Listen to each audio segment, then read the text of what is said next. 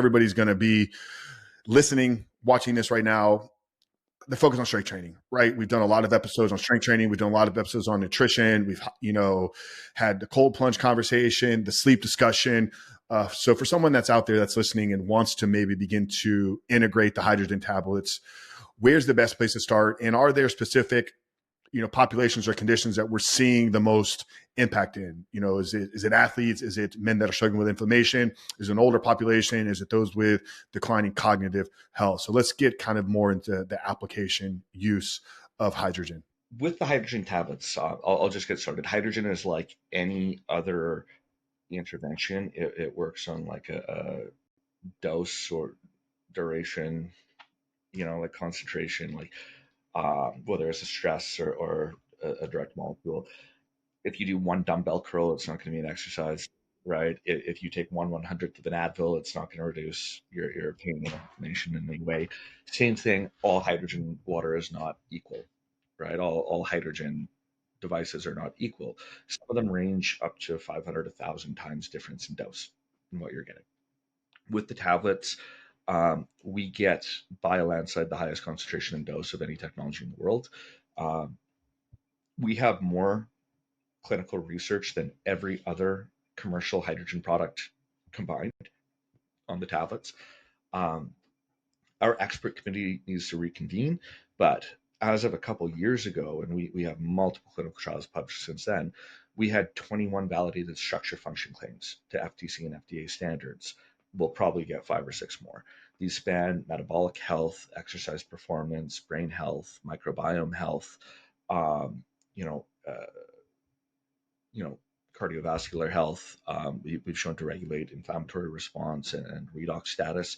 So it's not an antioxidant. A lot of companies claim it's an antioxidant. It actually is able to regulate our own antioxidant response by the NRF2 keep one pathway, right? What that means is it works like exercise. It's a slight raise in stress that triggers our body to respond and promote something called redox homeostasis, because reductive stress is just as damaging, and that's too many antioxidants. It's just as damaging as excess oxidative stress. And there's a reason why I say athletes don't take antioxidants alongside training, because taking direct antioxidants alongside training is going to blunt the hypertrophy gains that you get from the stress adaptation of exercise. Uh, Really interesting research on hydrogen has shown that when you take hydrogen while training, say rats on a first swim test, it actually increases the acute stress response during the exercise at a cellular level.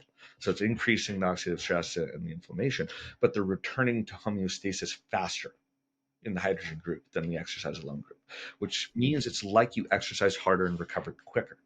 But at the same time, on a whole organism level, right, your whole physiology, hydrogen showing an anti-fatigue effect. So the cell is getting more stressed out with hydrogen than exercise alone, but the body is undergoing less stress. So there's research showing lower submaximal heart rates while you're pulling in the same oxygen on VO2 max stress tests. There's systematic reviews and meta-analyses showing anti-fatigue effects. You're doing more reps.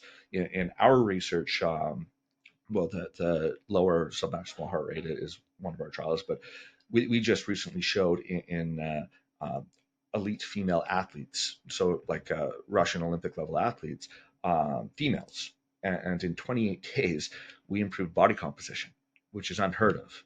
At an international athlete, they lost a little fat, gained a little muscle, but it completely blunted their rise in creatine kinase, right, a marker of muscle damage. At the same time, it increased their peak torque on leg extension, and more significantly after they'd exercised, showing the anti-fatigue effect. That was 28 days, 2 tablets a day. There was another trial, and I was an author on both of these. There was another trial in a completely opposite group.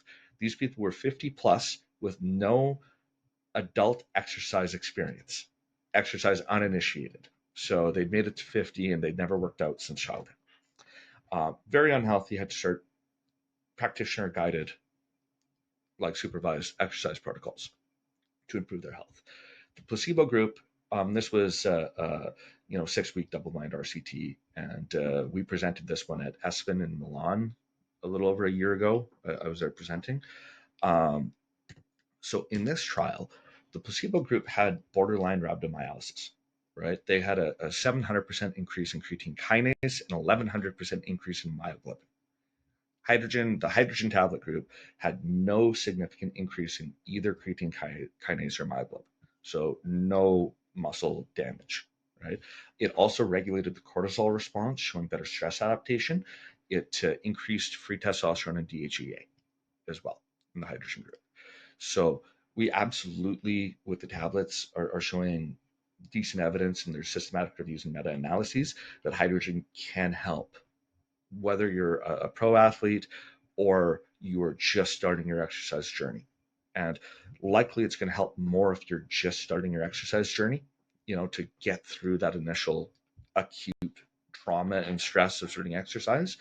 But for pro athletes, they're probably some of the earliest adopters, because if they can gain like less than a percent, even, that is a big difference to them. Any bump helps, at that level. Um, we additionally, we have a number of clinical trials, I think 7 or so now, that show improvements in body composition, and metabolic health. We've shown to regulate both ghrelin and GLP-1 and affect the neurochemistry involved in satiety, right? Which leads people to, healthier decisions on eating. So this isn't like an Ozempic or something like that, where it's throttling GLP-1. Actually, in rats, we showed the opposite. So what happens with GLP-1 is similar to insulin. When you're first inducing obesity, your body overreacts trying to full throttle GLP-1 to stop you from eating so much. That eventually breaks, like there's a feedback loop, it breaks, and now you can't reuse GLP-1, after eating, and it just stays chronically low. So we, in rats, attenuated the rise in GLP-1, so it stayed at a normal rise, but the rats actually resisted weight gain, whereas the non-hydrogen rats, even with the higher GLP-1, they got obese. The hydrogen rats didn't get obese. But in humans, in chronically obese people, we restored their ability to produce GLP-1. So it significantly increased their GLP-1. And then with ghrelin, people think of ghrelin as like the hunger hormone, but that's a limited understanding. Yes, it does drive hunger, but we want that. And it also drives glucose homeostasis, insulin response. It has neuroprotective effects. What you'll see in a person with a healthy metabolism is when they're fasted, they have high ghrelin telling them to eat. After they eat, it plummets to nothing. And you want that peak in the valley. In overweight and obese people, you see this static level where it's always kind of halfway between. And that's why they think, oh, well, I don't eat big meals, but they're always snacking, right? They're always a little bit hungry, grabbing that chocolate bar, getting a little bit more sugar, right? They're always kind of snacky throughout the day. So the calories add up.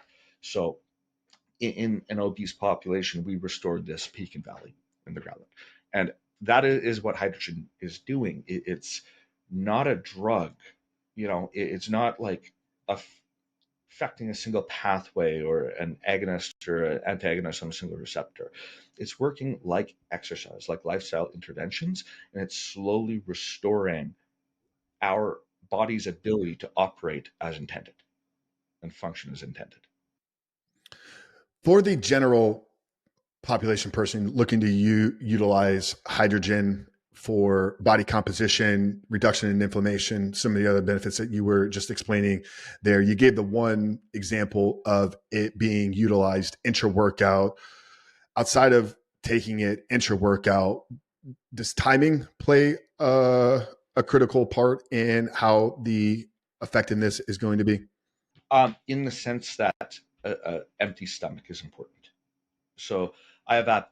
I have intellectual property. I've demonstrated the ability to turn various molecules like fibers and some others into like dense foams and gels, which stabilize hydrogen.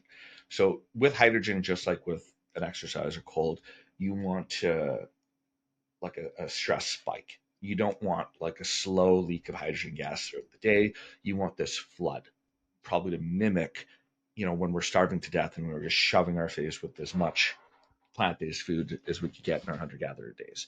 So you want this spike of H2. So I would say do not drink it um, after eating. You want to drink it on an empty stomach. So some of the times that I like doing it is first thing in the morning, right on an empty stomach. I'll do it right before I exercise. Sometimes if I'm really run down, I'll do like mid afternoon, a few hours. So if you like, your stomach doesn't have to be like totally empty, like maybe wait like 2 hours. Or if you just had protein, it's fine. But if you have carbohydrates, I'd wait a couple hours.